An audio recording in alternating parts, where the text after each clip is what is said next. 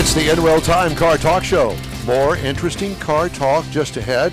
Conrad has the In Real Time Car Clinic, and we'll have this week's Auto News. Howdy. Along with Mike out of this world, Mars, King Conrad DeLong, we need more Jeff Zekin. I'm Don Armstrong.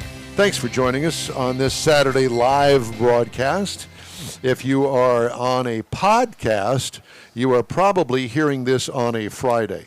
Well, that's when we released it anyway. Is that correct, Mike? Yes, sir. Thank you. At least I got one thing right today. Well, you do it better than me. That's a start. Yeah, something. So we thought this segment we would go to movie cars. Now, Oh, you're up. we were just talking about it during the commercial break there.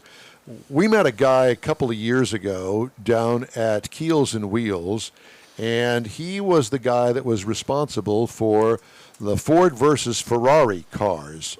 All of them. Correct. Yeah. He built them. He had them built. He had them modified for movie production. It was a family business. And not just the fast cars in the movie, all of the background cars at Shelby's facility. He talked about the Ford Falcons he had to buy for the visual of the production of the Ford Falcons in the Ford factory. And he's the president of Hollywood Car Company.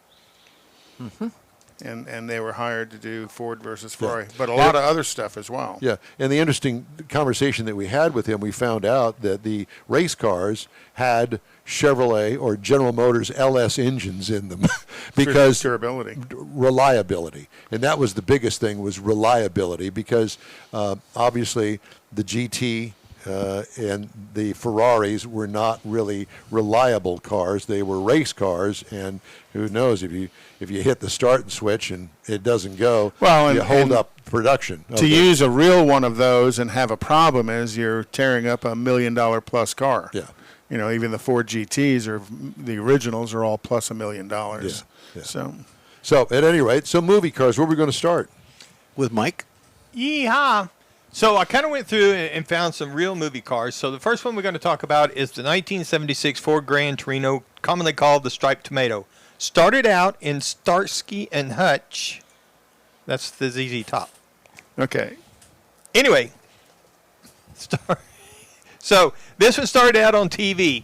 It was a 76 Grand Torino, and it was so popular because it started on TV with Starsky and Hutch. Ford made 1,300 Starsky and Hutch editions. So they there was only two hero cars, the cars that they kept perfect so that they could put them into the movies for the photography and all that stuff. One was a 74 and a 76. They made them look the same. And only one of them's got less than 3,000 miles on it. They pulled it out for the movie to do promo shots, but it was not actually in the movie. The 435 horsepower, 370 cubic inch engine under it, 0 to 60 in 5.6 seconds, 14.1 seconds in the quarter mile. That's pretty quick. It was. It was modified. So the other one is the Smokey and the Bandit Trans Am, 77 Trans Am. What made this cool was the movie. It was in almost every scene in the movie, but they attribute 30,000 cars the following year after the movie came out to sales because of that movie. And they considered it quicker and better handling than that year of Corvette. And, of course, Burt Reynolds being in it did not hurt at all. And it had an option code of Y99 for that black and gold special. Oh, good. Good to know. I didn't see that in the notes. But so next up was the 69 Dodge Charger, the General Lee from the Dukes of Hazzard, which everybody's talked about, and everybody kind of knows anything about it. That there was over 24 1968 to 70 model Chargers used to make the film after the show. And they trashed a lot of cars. They did. They trashed a lot of them. They had one TV car that was left over from the TV series that was still intact, and they used it for the close-up car in the movie. That's the only thing it did was the close-ups. The rest of it was just cars that they pieced together to try and make them work. The 1967 Shelby GT500 Eleanor. It was famous for Gone in 60 Seconds. I got a lot of attention out of people. There were 11 of those cars were created for the movie. 3 of them were working cars. 2 were ultimately destroyed during the filming of that movie. 351 Ford Crate V8 engine rated at 400 horsepower, 4 speeds, suspension mods. A primary beauty car for the film was sold through Mecum in 2013 for $1 million. And do you know it's his birthday this week? Meekums? That actor right there. Oh, Nicolas Cage. Yeah, and he was born in Beirut. Cool. If you're interested in That's buying not one of cool. these, go to the Fusion Motor Company and they'll build you one. And it's become quite a popular clone or tribute car for Mustang guys to build. Yes. It's a good-looking car. The next one that I kind of liked was the Ectomobile, the 1959 Cadillac Miller Meteor. There was actually two of these cars built. The Miller Meteor. Yep. Had a 6.3-liter V8. Conversion company. And it had 320 horsepower in it with all the other stuff. The original car was painted black and purple, make it very sinister because of the Ghostbusters thing. Well, they started filming, and they realized how much filming they were doing at night, and you couldn't see it. So they changed it to a white vehicle. One of the cars was gone. Another one was brought out of the studio back lot and restored. It was originally a hearse. Was it? Cadillac Miller Meteor. Miller Meteor did the Hearse conversion into a hearse. Okay. Because I don't think Chevrolet or Cadillac built a hearse.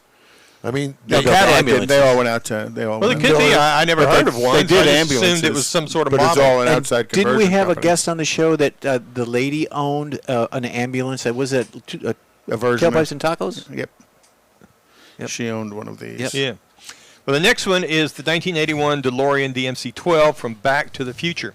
Now, everybody knows it's got a lot of modifications for the movie and everything, but it came from the factory with a pokey 132 horsepower, 2.9 liter V8. But if you watch the V6. movie, it did a lot of extra stuff that 30 horsepower is not going to make it do. That's because they replaced the V6 with a V8 from a Porsche 928 for the movie. Oh, okay. I didn't know And Stan's son owns one. Mm-hmm. Yes, it does. I don't know if it has a Porsche motor in it or that. not. No, it's got the. The other cool car, Little Mustangs are Peugeot really V6. popular, is the 1969 Mustang that John Wick drove. My mother has watched repeatedly all three of the John Wick movies. The thing about this was everybody thinks it's a Boss 429, but it's not because a real Boss is over $500,000. So they used the 69 Mach 1. They put 390 in it and a 428 in another one. And Reeves actually went to a driving school to learn how to do it and did 95% of the stunt driving in the movie by himself. Very cool. This one I really like. The 58 Plymouth Fury from Christine.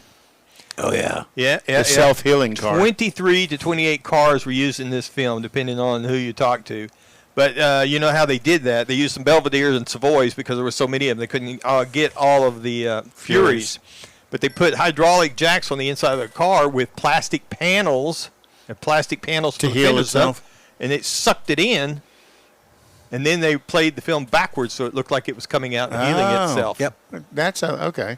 The other cool thing about this was, the engine sounds, very unique, very classy sounding. That was the 1970 Mustang 428 Super Cobra Jet engine making that sound. I knew that. Oh, here's my favorite. Bullet, there's not much you can say about the Mustang GT 390 from Bullet. It just was a cool car. Everybody likes that A little one 'cause bit they of like wheel the hop thing. in reverse. Yep. That wasn't planned in the movie, but they left it in. Put that That's son of a right, Mustang. but it worked. 1970 Charger from Fast and Furious. I was really disappointed. I mean, this is the same thing that was in the Dukes of Hazzards, Dirty Mary, Crazy Larry. And but they put this motor from, it was a 426 board and stroked to a 572 from Chuck Taylor's racing engines. That's what, in the garage where you see the car with the big engine and the blower at the beginning of the movie, they put that engine in there, took the shots, then they took the engine out and sent it back to Chuck.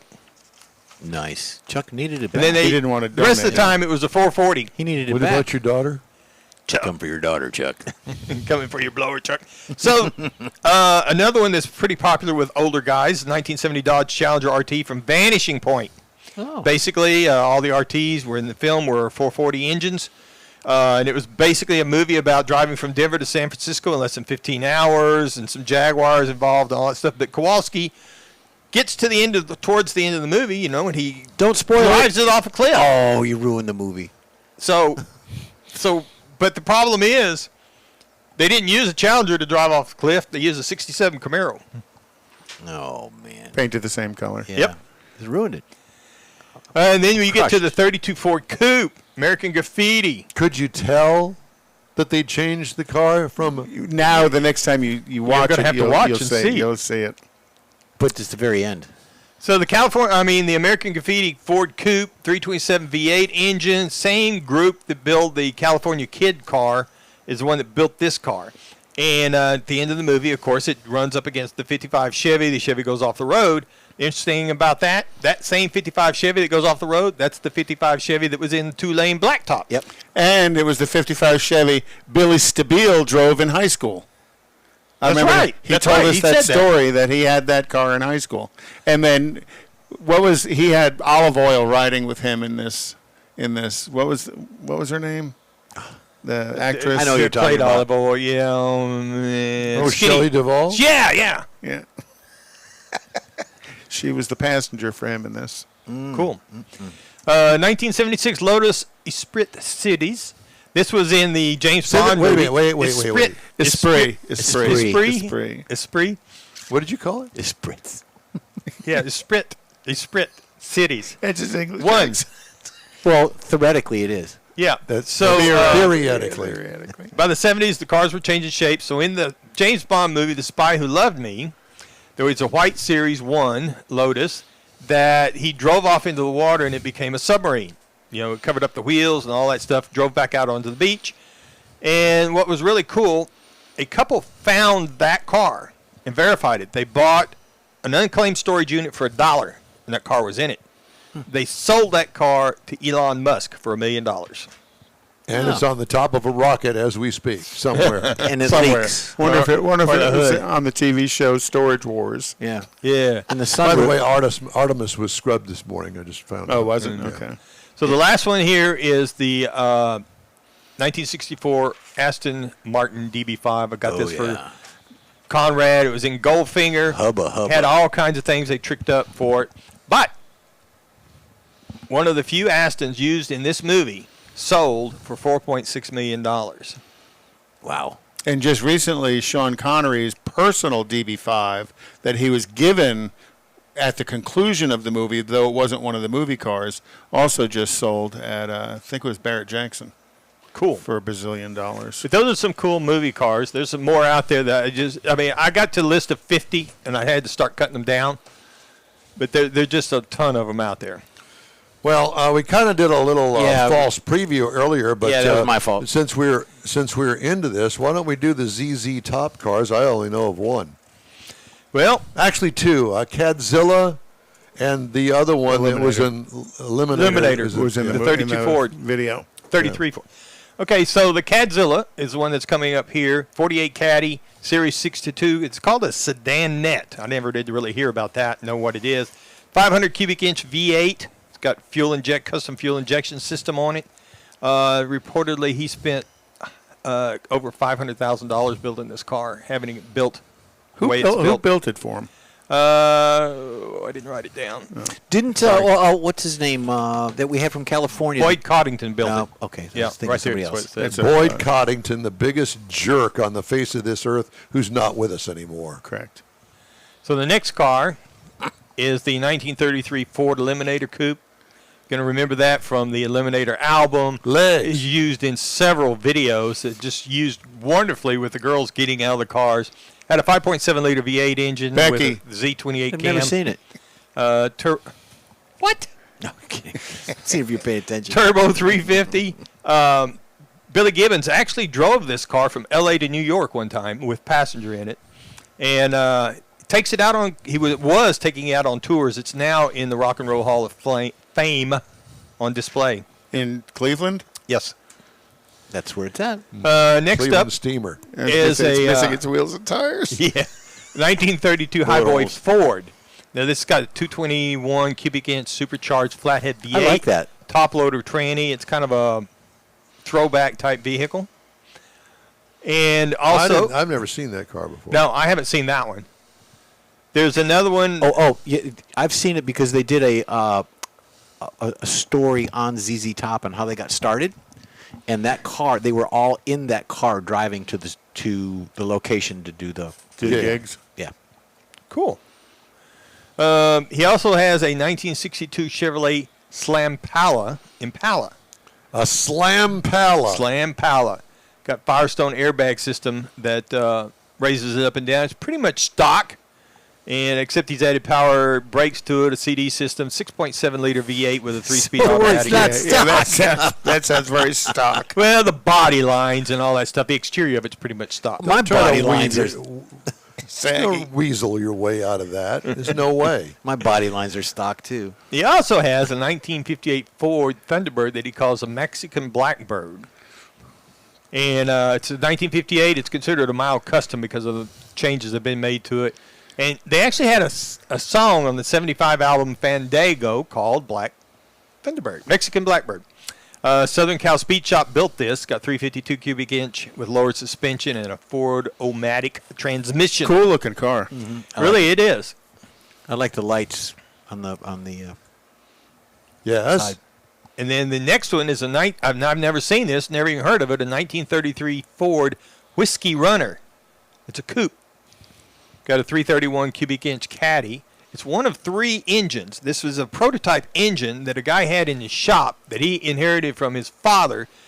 From 20 years ago, they built 3 motors as a prototype for Cadillac. Cadillac wasn't interested in it, so they put them in the shop. So they put one of them into this car. Oh, wow. Got a quick change rear end on it. And it's been through several different changes, and mainly with the paint and stuff, because he never could really decide how he wanted it painted. Didn't want it to look exactly like the other one, but he wanted it to be related. Doesn't look far from it, though. Yeah, that's the problem. This other one is a rat rod that I've seen up in Austin before. It's powered by a 1953 Ford Flathead, an SBA Flathead, whatever that is, but it's got a S10 transmission, and it runs straight pipes on it, so it gets loud, and I've seen this at a run in Austin. The last one I wanted to talk about was the 1950 Ford Copperhead Business Coupe. Now, this has got a 3-inch chop on it. The doors have actually been 10 inches longer. Of course, the vehicle's all shaved. It's got a 312 cubic engine in it and a Ford Ugly overdrive front transmission. It's really, yes. It's very typical of that late 40, early 50 front end. My aunt had a car like that. I think all of the custom work is done in the greenhouse and the rear quarter. Yes. And that last one there is a 1936 Ford Mambo Coupe. It's a resto mod vehicle that he's got. Mambo. How about Mambo? Mambo. Italiano. Okay, let's move on now and do Conrad's Car Clinic. All right. How often to change your transmission fluid? Automatic transmission is one of your car's most expensive and hardest working systems. As the transmission fluid ages, it stops doing the 3 things it's designed to do: clean, cool, and lubricate. That's what all oils are designed to do. So as it stops cleaning, cooling, and lubricating, it's time to change it. Don't wait until it's failed all of those attributes. Change it before it fails. Your customers will notice, people will notice a hard shifting or a chattering when it shifts gears, when the fluid starts to get dark and oxidized. Transmission service should be performed. You want to flush out all the old fluid, fill it with fresh new fortified fluid. You also want to make sure when you do a flush, which means you actually change the fluid while the engine's running, that's what cleans out the torque converter. Probably half the fluid in an automatic transmission resides in the torque converter. If all you do is a pan drop, you'll get 3 or 4 quarts out of a transmission that has 12 quarts in it. If you do a full flush where you hook into the cooler line, you'll change all of the fluid out of it. Including that in the torque converter. Including that, and you get How a does chance the to fluid clean get in the torque converter? through the cooler line. Well, the cooler lines, and there's a separate circuit. But this thing is inside. spinning around in there. Yeah, well, it spins around. There's a front pump, and the front pump pushes the fluid into the converter, and the converter allows you to find neutral even though you're in gear. So the engine spins, but the torque converter is that place where you can find neutral when you step on the brake. Okay. You know, just like engine oil, customers should get their transmission fluid changed on a regular interval. When the fluid breaks down and deposits build up, that's when things start to go wrong. You can see the results of the accumulation of deposits as the fluid gets darker over age. Most transmission fluids are going to be a kind of a clear, translucent pink, and they get darker over age. Fluid should be changed every 30 30 to 50,000 miles, depending on your driving habits. If you're doing a lot of towing, change it definitely at the 30,000 mile interval. If not, you can go 45, 50,000 miles between changes. But change your automatic transmission fluid on a regular basis. Don't leave that old funky fluid in there. It will cause you money in the long run. Cool. That it? That's it. Wow. Thought it would be longer than that, but it's all right. I thought this was an interesting story. Car sales are just all over the place. Some manufacturers can't get parts, and they're hurting, and others have got the parts, and they're doing really well. They're making a comeback, blah, blah, blah, blah. Elon Musk says he wants to get Tesla's self-driving tech in wide release by year end. Good luck. That's the autonomous driving. Yeah. Many auto brake systems are unreliable at night, according to an IIHS study. So if you're going to depend on your car to brake for you, don't do it at night, because apparently you can't see all that well. J.D. Power's recently released 2022 U.S. dealer financing satisfaction study. He comes up with these names. Financing satisfaction. Which polled 3,500 auto dealership financial workers in April and May, found only 44% of lender sales reps exceeded expectations. But the lender reps who reached the higher bar produced dealership satisfaction scores as much as 190 points higher than competitors. So if you go to find a car, you buy it, and you get sent over to the... Not mine. What are you doing over there, Mars? I can hear what you're doing. You can hear me creaking? No, I hear talking in the background. Playback. So you heard the 2023 Ram 1500 is going to come with a bunch of new technology in it. One of those technologies is a glove box with a UV light inside of it that you could put your stuff, like a phone or hairbrush, germs off it, that's going to disinfect it from viruses and bacteria. Oh. Okay. What a waste of money. I don't want to squeeze this story in there. Average price of a used car at purchase is $6.47 with wide variation among states and metros. This was mainly around some of the states that nobody ever visits, but whatever. I think it's a pretty good idea of what goes on across the United States. 10 states where people look to buy the oldest used cars are evenly split among the Midwest and West states. Northeast states make up half of the 10 states where people seek the youngest used vehicles. Because you can hear a car rust up there. The metro where residents look to buy the oldest used cars, Spokane, Washington. Wow. Isn't in a top 10 state. The only metro where people seek Antifa's going to burn it.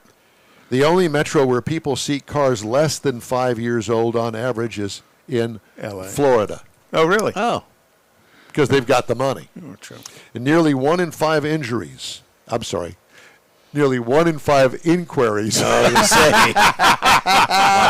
for used vehicles are for those with a 2020 model year designation. I thought that those were interesting facts. What's the average age of a car in Cuba? 100. 70 years. Full rankings. Average vehicle age, the oldest. Idaho is number 1. Let's see. Kansas is ranked at number 6. None of these are around here. It's I'd have thought Texas odd. would have been older because of the population of old trucks that are in the market. 2020 2-year-old cars, 2 to 3-year-old cars, are the most popular to buy on the used car. That doesn't surprise me, really. Well, you got to think some of that's coming off of a 2 or 3 year lease as well. Yeah, exactly. So when they come off lease, they really overpopulate the used car market. 35,000 miles usually is, I guess, the average. Typical. Yeah, typical. And I might be maintained. Yeah, I would probably, if I were in the market, I would buy. Well, Rochelle's Audi Q5 was off lease. It was off a 24-month lease. What are you getting her for her birthday? It's Angela's birthday. She has a Mercedes. She's happy. Which in turn makes Okay. Yeah, he said that very definitively. Gee whiz. Yeah, almost as if, don't ask me. Especially on the air. I've got it. Or be held responsible for it. I've got this covered. Shut up. I think. Okay, I hope so. If he's not here next week, we know why. Yeah, exactly. Sorry that we called you out on the air. Yeah. No, you're not. Not at all. No, you're not. We're not, because that's what we do here. You know? He's collecting mother-in-laws. I know. You like that, don't you? I thought it was really good. I didn't find it funny at all. Leslie liked it. Yeah. Yeah, I didn't find it funny at all. She's still laughing. Do you about find it funny? No. It's because he's within arm reach. What a butt kisser. All right. Yeah. Well, on that note, quick break now.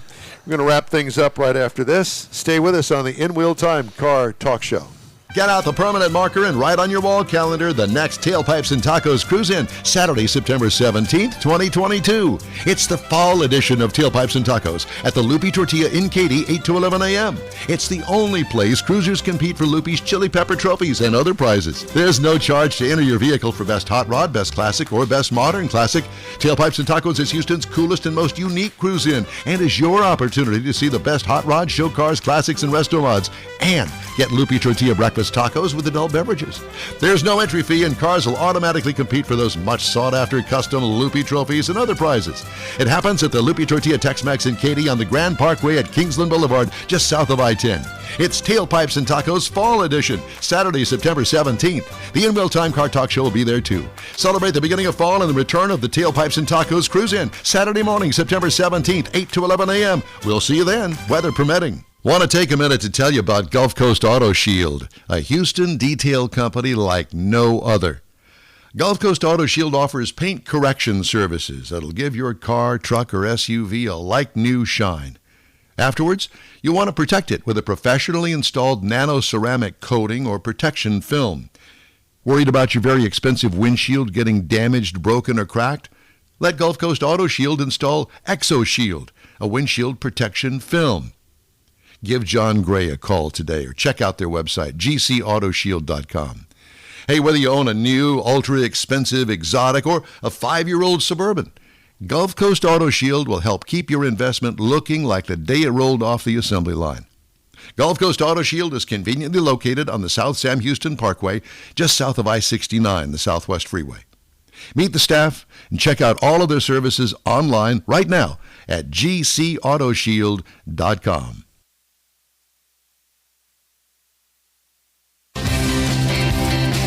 Well, there's nothing like being on top of it. It's Don Armstrong. Well, that's a wrap for this week's In Real Time Car Talk Show. When you're on Facebook, check out our page. Give us a like. Tell your friends about us. And share our junk, if you would, please. You'll get Conrad's Unicorn Hunting features, along with all things automotive, all week long for free. Jeff's Jello shots.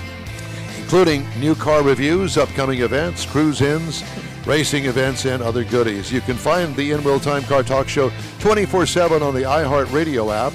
In Real Time can be heard and seen live on Facebook, YouTube, and inrealtime.com every Saturday, 8 to 11 Central Time. 30-minute podcasts available from your favorite podcast provider 7 days a week. The In Real Time Chief Engineer is David Ainsley. Our Marketing Advertising Manager and Video Technical Director is We Need More Jeff Zekin. For booking agent and podcast editor Mike Mars and his royalty king Conrad DeLong, I'm Don Armstrong. Today's In Wheel Time Car Talk Show was distorted by Mike Mars.